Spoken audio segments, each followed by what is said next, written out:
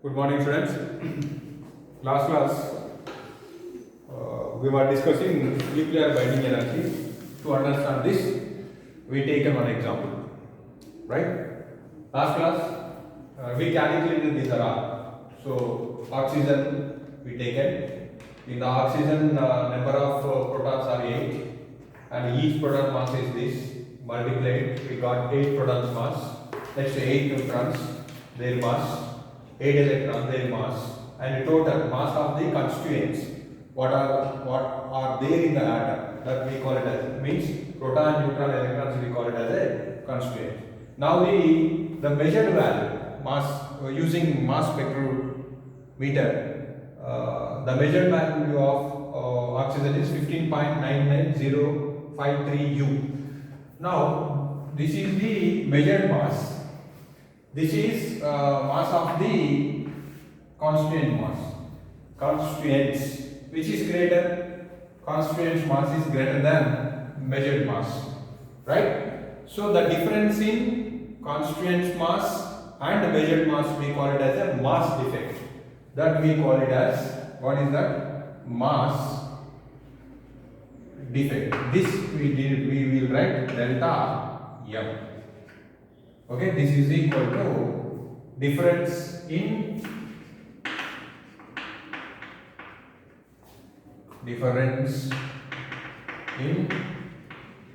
masses. That is mass of constituents and measured mass. Clear? Now in this case, before do this, how do we define mass defect? A simple one statement, like one line answer or one line definition. The difference in masses or difference in constituents mass and measured mass of atom, we call it as mass defect. In this case, 16.13184 minus 15.99053. So this difference is 0.1369 U. This is the mass defect for oxygen, delta M. Clear? In the last class, where is that? Here I taken a double zero. Mass of the electron, it actually triple zero. There is a correction.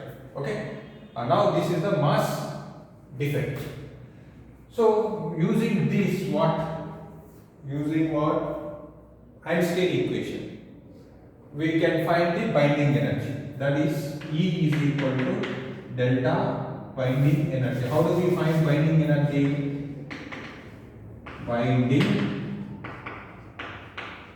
energy E is equal to delta M C square. Clear? This relation gives the binding energy in joules. That we need to convert into EV, electron volt. Then how do we write the formula for mass defect, delta M? Here I am making delta M formula. Clear? Delta M is equal to mass of the protons. First, mass of the protons. Mass of the protons, which proton number which indicates Z. So Z into Mp plus mass of the neutrons. How do we get mass of the neutrons? What is the mass number formula? A is equal to Z plus N. Proton number plus neutron number. Then N is equal to what? A minus Z. So this we will write A minus Z into mass of neutron. Mp stands for mass of proton, Mn stands for mass of neutron, minus measured mass M. So this gives the what? Mass of the constituents, and M is gives the measured value. So measured value, in the question they will provide measured value of a given. Okay, If they give oxygen, they will give the oxygen mass. If they ask to find some other atom binding energy or mass defect, they will provide the measured value, and they will provide mass of the proton, mass of the neutron. So you do not worry. What you have to do, you need to find how many protons are there, how many neutrons are there in a given atom. So this is the mass defect formula, remember. Okay, now using this, we will find the mass defect, binding energy. So already we know that we have a question, that we have a doubt how these protons and neutrons together in the nucleus, right, against the electrostatic force. To understand that, we are trying to understand this binding energy and mass defect.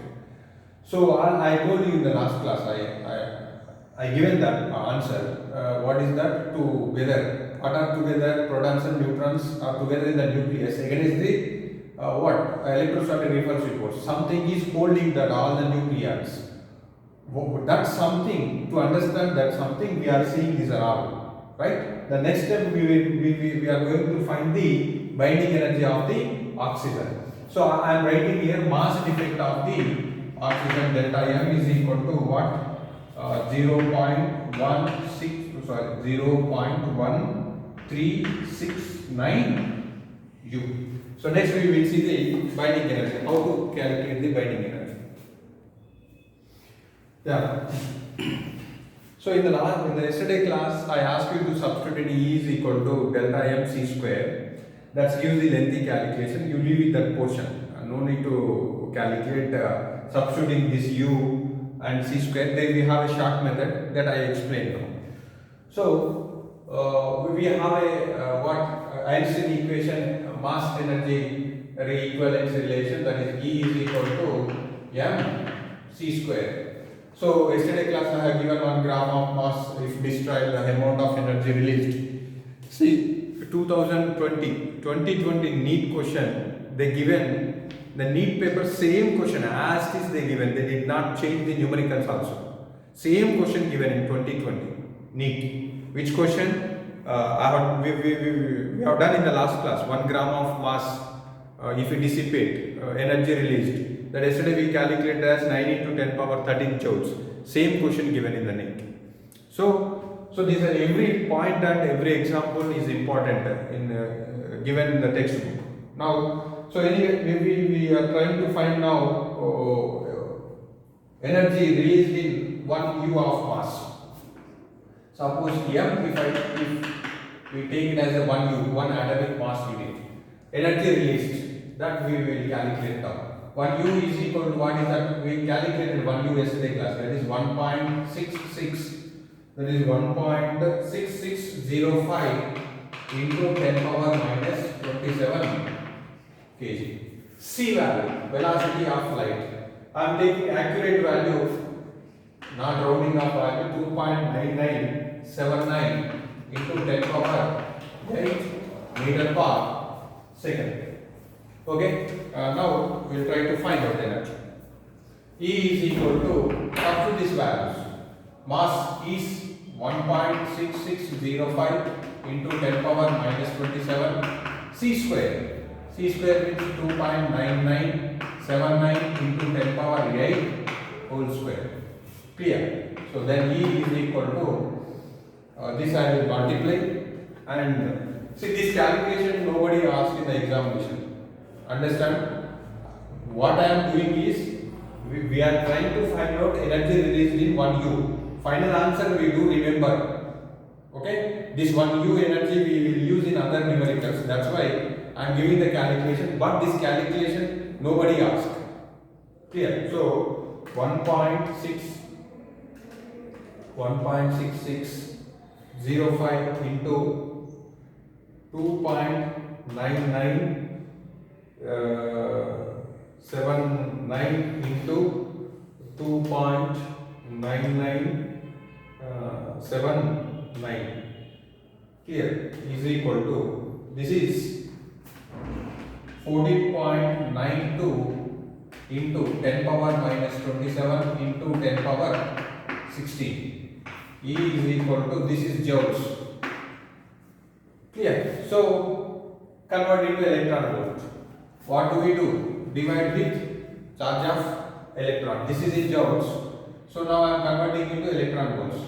14.92 into 14.923. We will take it 4 decimals into 10 power. What is 2760? It is 11 minus 11. Right? Right. But divided by 1.6 into 10 power minus 19. So this I am dividing with 1.6. It is 9.32, or if you do calculate exact value 1.0, here we will take 1.0 to exact value we are taking 3 decimal places. Okay, clear? Divided with, okay, 14.9235 divided with 1.602.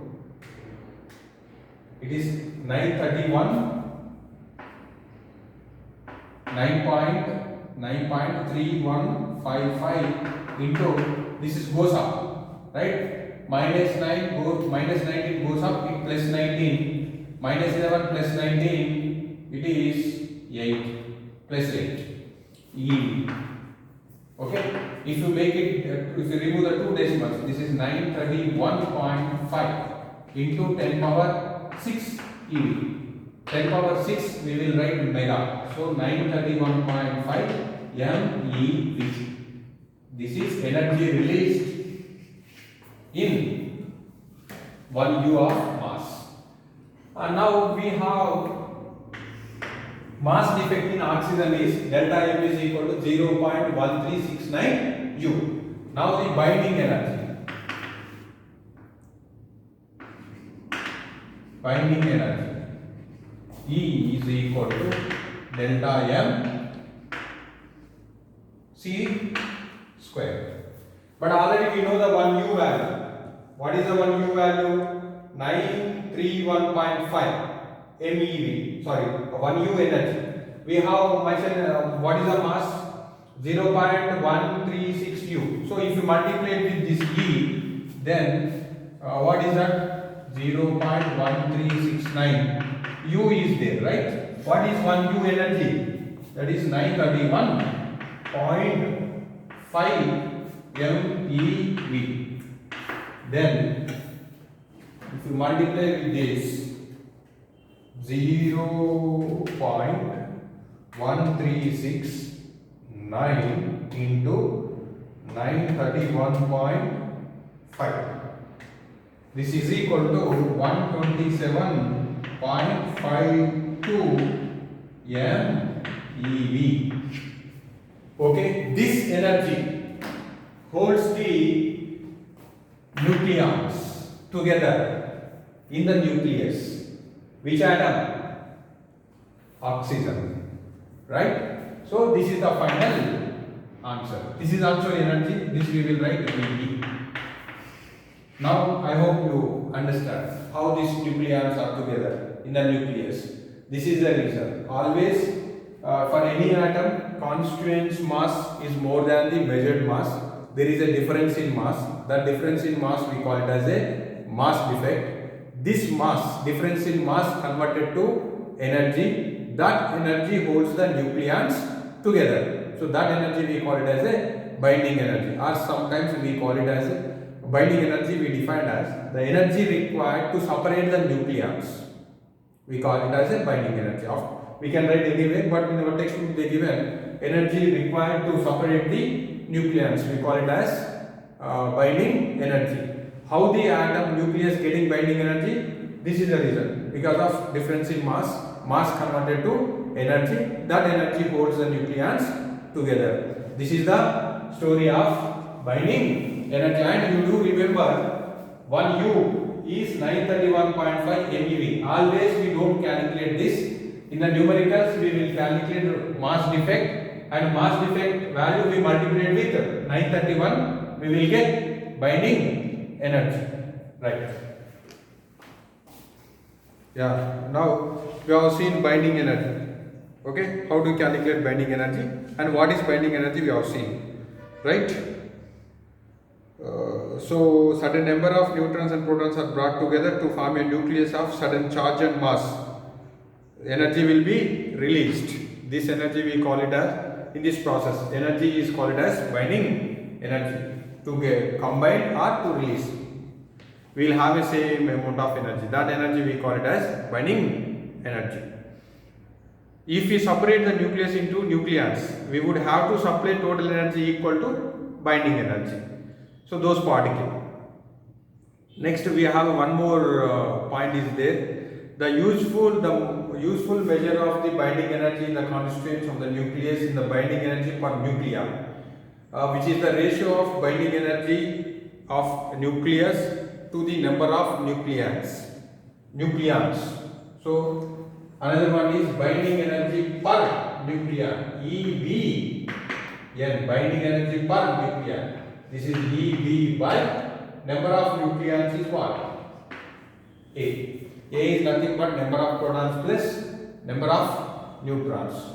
So this is binding energy per nucleon. We have an advantage knowing this binding energy per nucleon. If binding energy per nucleon is less, suppose we have a nucleus, we have protons, neutrons, only protons, neutrons present in the nucleus. Per nucleon binding energy is less. Then we can split the nucleus easily. Clear? Or we can combine the nucleus easily. Right? If binding energy per means binding energy per nucleon value is less, that nucleus is unstable. Clear? It may split or it may combine. If less, there is a two possibilities. If binding energy per nucleon is more, that nucleus we cannot split and we cannot combine. That nucleus is stable. Understand? Binding energy per nucleon is more, that nucleus is stable. It cannot split. Or high binding energy nucleons we cannot combine. Of course, we can, but in ordinary conditions it's not possible. Right? That is the advantage of binding energy per nucleon. Knowing what is the need to know this. If anybody has a question, there is an advantage by seeing the binding energy per nucleon, which atom can split or which atom nucleus can be added. That we can identify. Right? Here they given, there is a graph given. That graph is not required to us, but numbers they given. For which atomic number binding energy nuclear EBN is more or small they given. The binding energy per nucleon is practically constant, that is particularly independent of the atomic number of nuclei of middle mass numbers. So 30 to 170. The atomic number 30 to 170, almost binding energy per nucleon is same. Okay, there is a maximum value for A is equal to 56. For this mass number, binding energy per nucleon is 8.75 MeV. And the minimum is, for A value is 238, is binding energy 7.6 MeV. Okay. And second is lower for the both light nucleus and heavy nucleus. Second, this is about first point. What is the mentioned in the second point? Binding energy per nucleon is lower for both lighter nuclei and heavy nuclei. A is less than 30. A is greater than 170. If mass number is less than 30, mass number is more than 170, then binding energy per nucleon is less. Clear? Understand? See, in our graph they given binding energy per nucleon hydrogen, helium, they given me in the graph. So we may have a question. In hydrogen, they given binding energy according to graph. This is 0.5 MeV, means 0.5 into 10 power 6 eV for hydrogen atom, or 5 into 10 power 5 eV. Right? According to Bohr's model, what is the ionization energy of the electron? 13.6 eV. This is binding energy per nuclear. Clear? We have a question, sir. In all atoms, it is easy to remove the electron. Why not proton? See the energy. 5 into 10 power 5. I am talking only about hydrogen. This is for electron.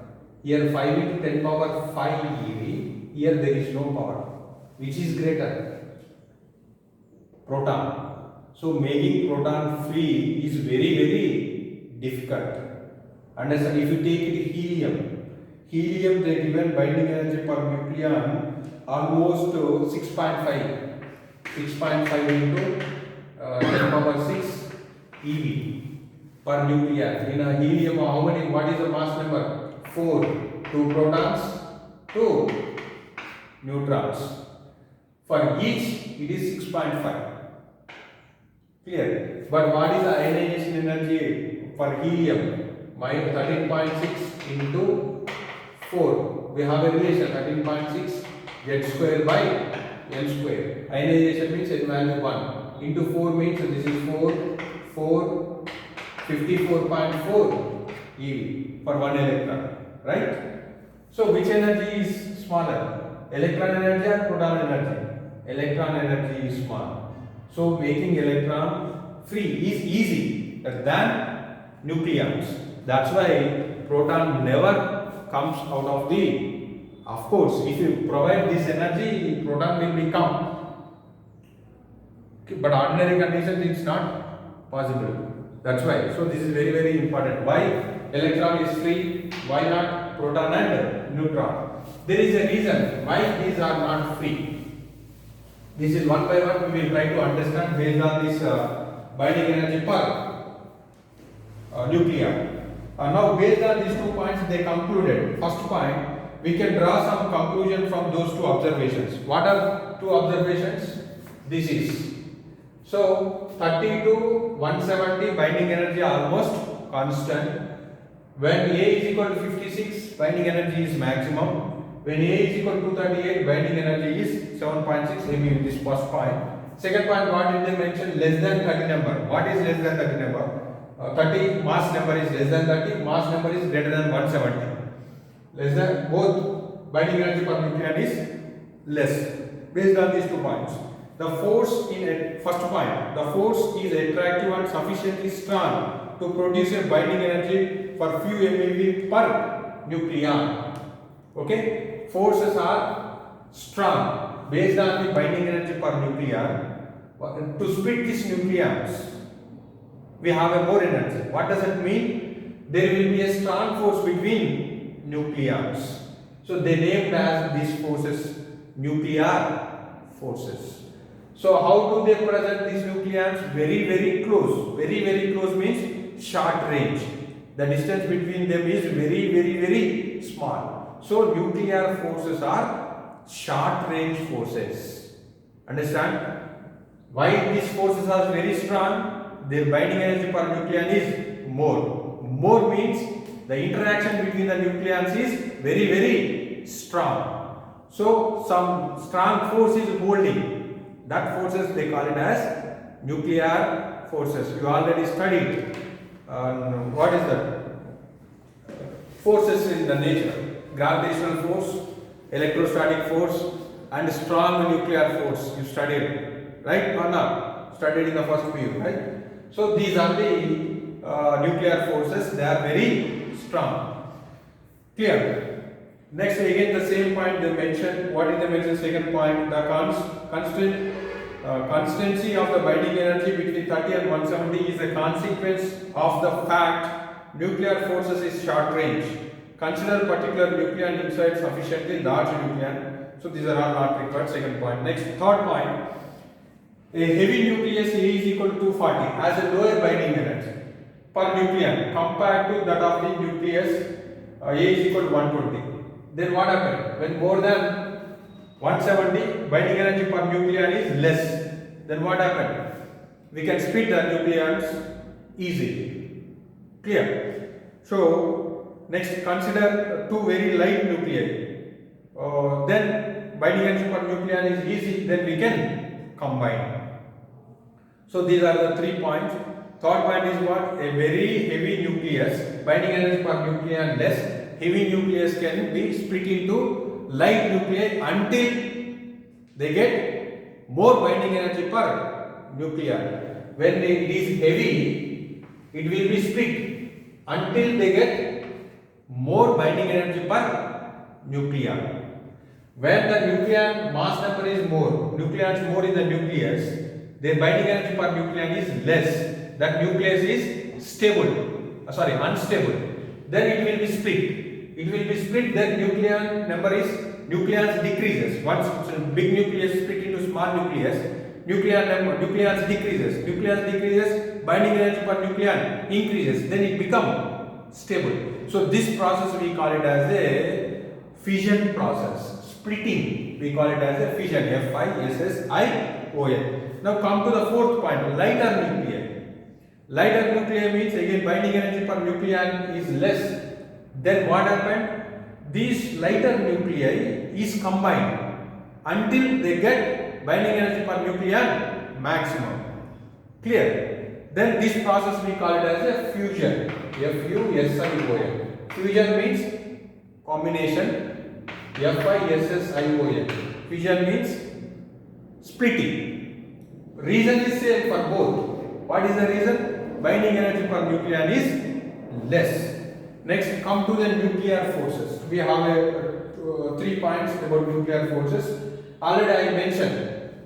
Why did they introduce nuclear force?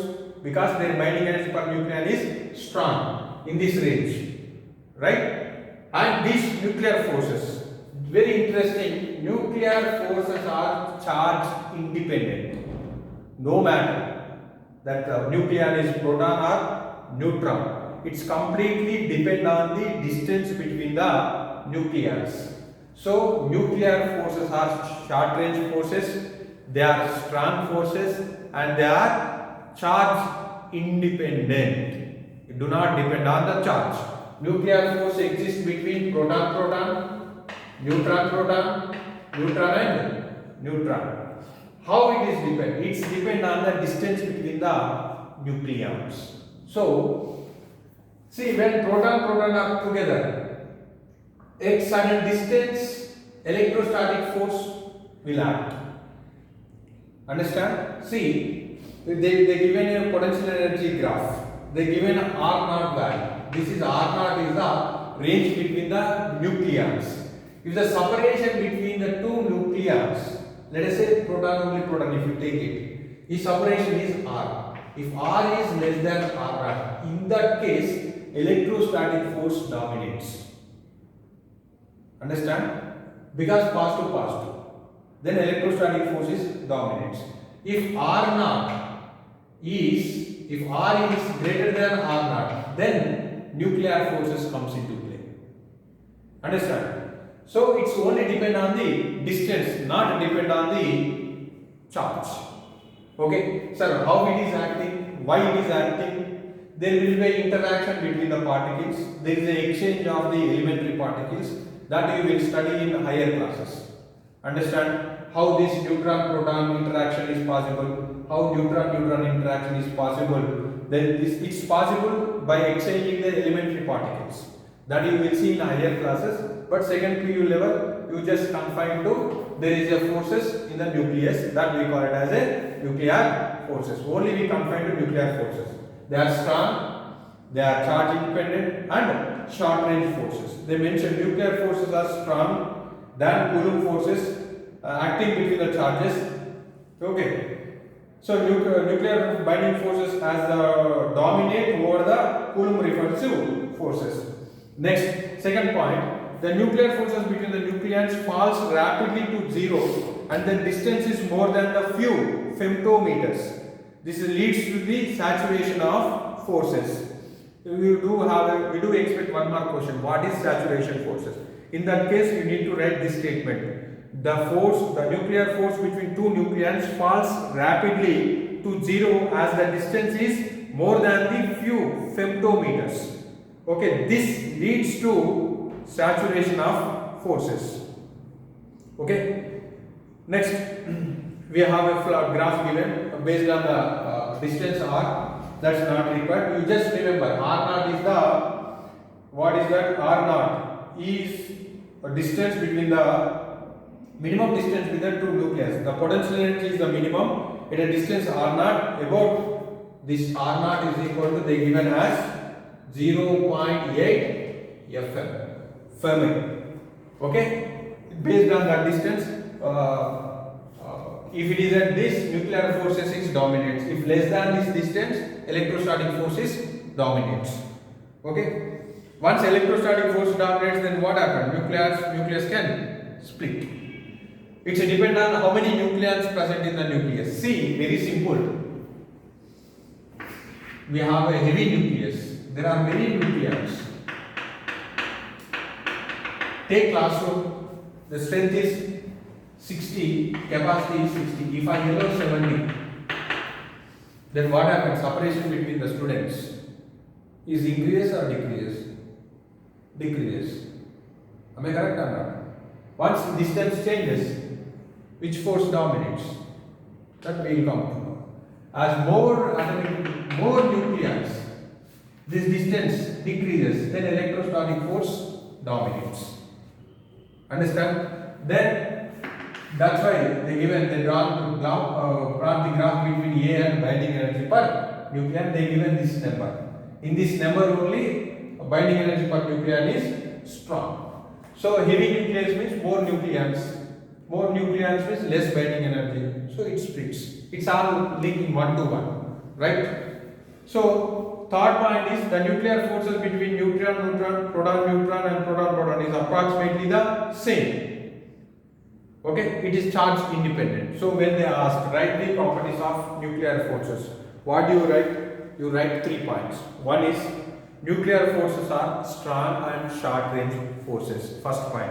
Second point, nuclear forces are saturation forces. You write down nuclear forces between the two nucleons falls rapidly to zero as their distance is more than the femtometers. Next, third point, what do you write? Nuclear forces between neutron, proton, neutron approximately same and they are charge independent. If you write these 3 points, you can get 2 marks or 3 marks based on the question. Next, we will have another important discussion, that is radioactivity. Next, radioactivity, very important discussion. We do expect 5 marks from this. Radioactivity. So radioactivity first discovered by Becquerel in 1896. Okay, there was a story that's not required. Okay, when he placed the stone in his dryer, that affects the photographic plates. This was the story actually. That's not required.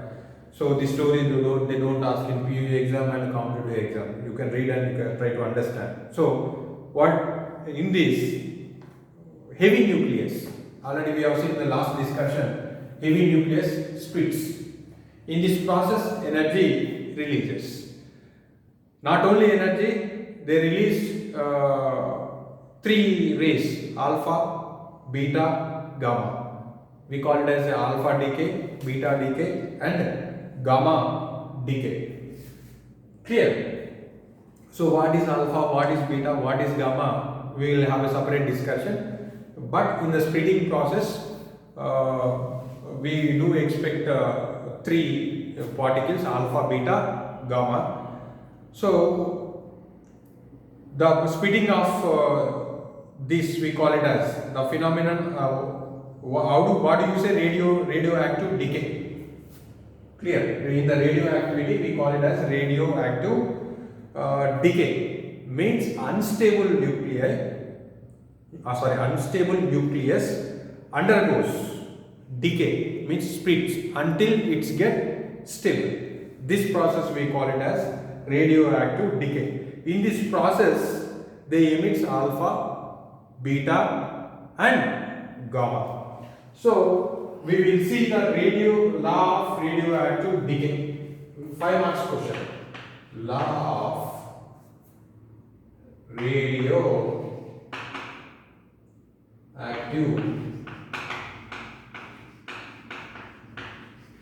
decay. Okay, unstable nuclei. What happened? It splits, undergoes to decay. Under decay means by emission of alpha, beta, gamma. We call it as decay process. Emission of alpha, beta, decay. Okay. We have a statement. This. What is the statement? Law of radioactive decay. In a radioactive sample which undergoes alpha, beta, gamma decay, it is found that number of nuclei undergoing the decay per unit time is proportional to total number of nuclei in the sample. So, alpha, beta, gamma decay is found that the number of nuclei undergoing the decay per unit time is proportional to the number of nuclei in the sample. More number of nucleons. Oh, sorry. What did they mention? Number of nuclei. More number of nuclei. Then decay also more. They mention the rate of decay. The decay per unit time or rate of decay they mention. So this how do we write? If you take n is the number of nuclei. These are undergoing. Rate how do you write? dn by, or if you take delta n by delta t. Clear? This is rate of decay. This they mention directly proportional to n. The moment nucleons, how many are present? N. If this is more, then delta n by delta t also more. This is called law of radioactive decay. Okay, the number of how do we write? Number of nuclei undergoing decay per unit time is directly proportional to number of proportional to total number of nuclei present in that sample. So this is the equation, and this we will write delta n by delta t is equal to lambda n. Lambda we call it as decay constant. This lambda is decay constant. It's depend on the which nuclei undergoing decay. This is not same for all radioactive elements. Radioactive elements means which can elements which can splits undergoes to decay, that we call it as radioactive elements. Okay, lambda is called decay constant. Now we are going using this expression. We are going to prove. We are going to frame one formula. Number of radioactive nuclei present after certain time. Suppose we have a radioactive. These are the radioactive nuclei. This is let us say at T1 some amount of, let us say N1 nuclei present. After certain time, this sum will be they emit what is the alpha, beta, and gamma, and they turn into another nuclei. So finally we have N2.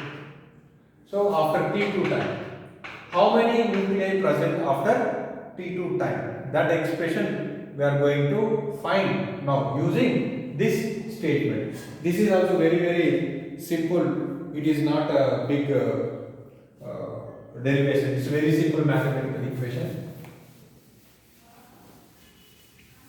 So I'm using this equation only, decay law. So for a short interval of time, this expression I can write dn by dt is equal to minus n lambda. Why I written minus n lambda? Nuclei undergoing decay. Then number of nuclei. Suppose the moment it starts 100 nuclei is there. After certain time, suppose it become 80. After certain time, 80 become 70. What is happening? Radioactive nuclei increasing or decreasing? Decreasing. That's why minus. Clear? Understand? Now, so this minus indicates decrease in nuclei. This I can write dn by n is equal to minus lambda dt. Clear? Now integrate dn by n is equal to minus, so here t naught to t. So here how do you write n naught to n? This how do you write? 1 by x dx integration ln, right? This is dn by n, nothing but dx by x. So this we can write ln n naught to n is equal to minus lambda t naught to t. Clear? This we can write ln n naught by n naught is equal to minus lambda t minus t naught. Clear? As soon as this decay process starts, then t naught is equal to 0. The decay process starts, time begins, then t naught is equal to 0. Then this we can write ln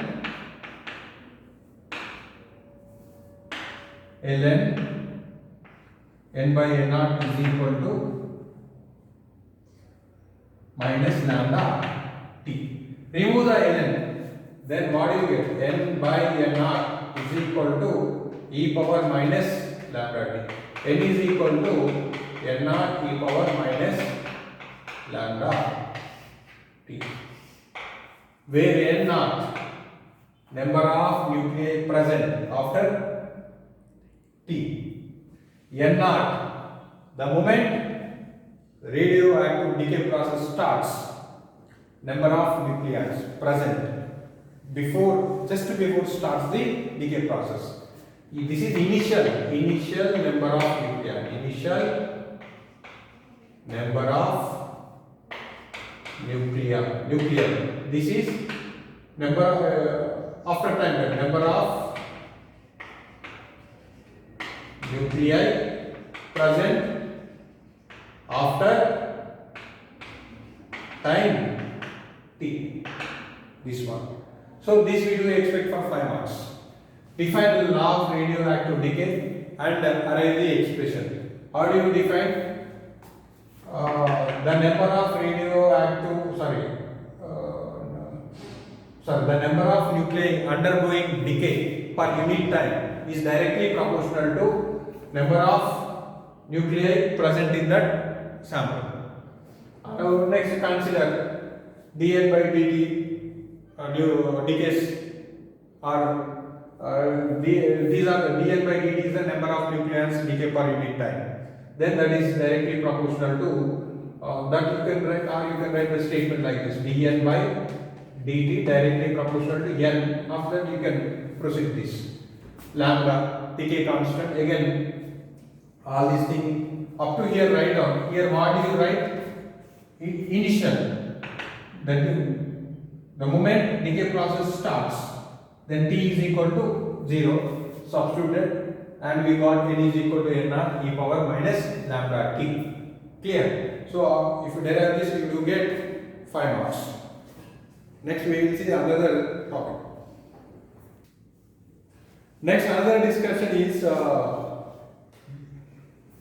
decay rate or activity. Okay, next one is decay rate or activity. Decay rate or activity, we denote with R. Decay rate or activity. Then how do we write this decay rate? This we write as disintegration per unit time. R is equal to dN by d. This we call it as disintegration per unit or rate of disintegration. Disintegration and decay both are same. Don't worry. Clear? Or how do we write disintegration per unit time or rate of disintegration? Then how do you write this equation? See, what is disintegration? It is common in the radioactive process. It releases the energy. Unstable nucleus undergoes to decay, right? So that we call it as a disintegration per time. Actually, that is disintegration. If we calculate per unit time, that is disintegration per unit time. And now previous, what was the derivation we done? N is equal to n naught e power minus lambda t. That n substituted. R is equal to d by dt of what is n naught e power minus lambda t. Clear? Differentiation, e power x is e power x. So this we can write n naught as it is. Am I correct or not? Okay. Then e power x, we can write it as this comes, lambda comes here, x differentiation is 1, right? Here lambda t is there. I hope you know the differentiation formulas. Then e power minus lambda t. Clear? N into, yeah, I've done correct, right? Then this is R. So R is equal to, I can write lambda n naught e power minus lambda t. Clear? What is n naught e power minus lambda t? N. R is equal to n lambda. Right? This is the formula. This is the definition. Then R formula, R is equal to n lambda. This is called activity. So we do expect what is that formula problems on these. Clear? Okay? Or this expression we can write like this. R is equal to, how do we write R is equal to, or R naught is equal to, we can write, if we take it initial activity, then this is n naught lambda. This is after certain time activity. This is initial activity. Means disintegration per second, as it's depend on the number of nuclei present in that sample. As that decreases, activity also decreases. Right? So R naught is equal to n naught lambda is the initial activity. This is final activity. Okay? So or another way this we can write, R is equal to R naught e power minus lambda t. Where R naught is what? N lambda. This expression. We have a unit. This is very, very important. We do expect 1 mark. What is the unit of activity? The unit of activity, SI unit of activity is Becquerel. SI unit of activity is Becquerel. Remember this point. Many times they asked, what is the SI unit of activity or decay rate? That is Becquerel. and another name also there, that is a Curie, another unit. 1 Curie is equal to 1 Curie Ci is equal to 3.7 into 10 power 6, sorry 10 power 10 becquerel. So what is SI unit of R? BQ becquerel means disintegration per second. Disintegration dps, 1 dps, 1 becquerel means 1 disintegration per second. 1 Curie is equal to 3.7 into 10 power 10 becquerel. So these two units you remember. These two are units of what? Activity units, right? We do expect in 1 mark. Okay. Okay. Next we will see the half life and average life. These two also we will derive from based on this equations only. Meanwhile, remaining that we will see in the next class. Meanwhile, you read textbook. If you have any doubts, you can ask. Okay.